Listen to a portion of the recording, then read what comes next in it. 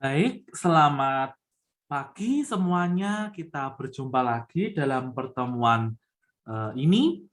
Kita akan membahas mengenai strategi pembelajaran berbasis masalah atau biasa kita kenal dengan problem based learning. Nah, apa itu problem based learning? Nanti kita akan bahas di dalam materi. Kita akan mengetahuinya dalam pendahuluan. Mengenai kondisi empiris. Yang pertama, banyak peserta didik hanya mampu menghafal ya materi pelajaran yang diterimanya, tetapi tidak memahaminya. Mereka biasa diajarkan dengan menggunakan sesuatu yang abstrak, sehingga banyak peserta didik yang hanya membayangkan, tidak berusaha untuk mewujud nyatakan dalam kehidupan sehari-hari.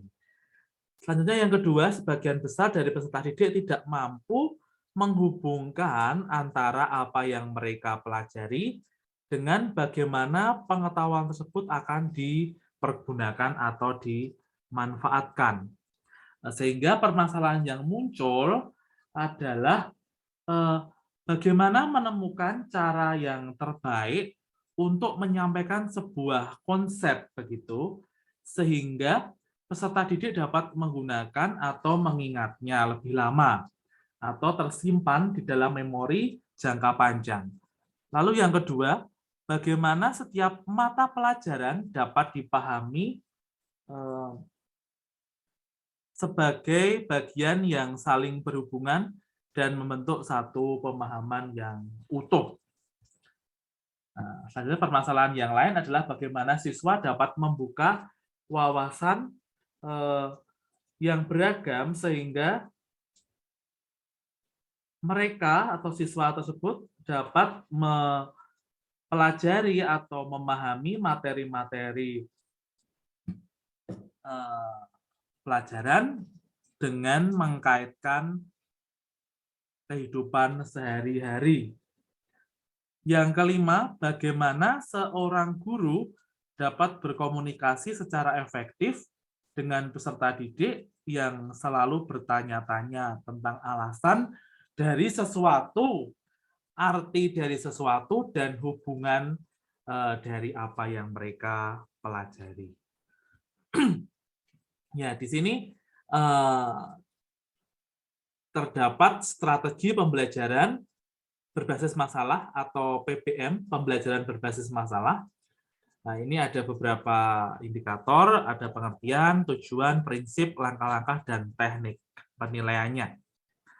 Nah, lalu indikator pembelajarannya ini adalah menjelaskan konsep PBL dan merancang langkah-langkah. PBM, pembelajaran berbasis masalah, adalah pembelajaran yang menggunakan masalah nyata atau otentik yang tidak terstruktur, bersifat terbuka sebagai konteks bagi peserta didik untuk mengembangkan keterampilan menyelesaikan masalah dan berpikir kritis, serta sekaligus membangun pengetahuan baru. Dalam hal ini, PBM ini menggunakan masalah-masalah nyata ya atau konkret dalam kehidupan sehari-hari. Nah, tujuan PBM adalah mengembangkan kemampuan berpikir kritis sehingga peserta didik dapat berpikir secara kritis dalam melaksanakan pembelajaran dalam kehidupan sehari-hari.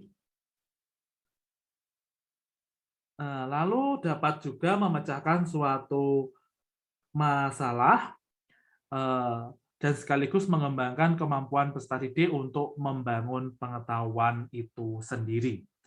Lalu tujuan yang menjadi prinsip atau prinsip dalam pembelajaran berbasis masalah, yang pertama adalah menggunakan masalah nyata sebagai pengembangan pengetahuan, kemampuan berpikir kritis, dan memecahkan suatu masalah. Yang kedua, masalah itu bersifat terbuka atau open-ended problem. Yang ketiga, berpusat pada peserta didik, lalu adanya kolaborasi antara peserta didik sangat diperlukan. Ya. Ciri-ciri PBM yang pertama merupakan aktivitas pembelajaran tidak hanya sekedar mengharapkan peserta didik mendengarkan, mencatat, kemudian menghafal materi pembelajaran, melainkan harus aktif berpikir. Jadi peserta didik tadi dituntut untuk berpikir kritis, berpikir HOTS, high order thinking skill. Nah, dapat berkomunikasi, dapat mencari dan mengolah data, dan akhirnya dapat menyimpulkan.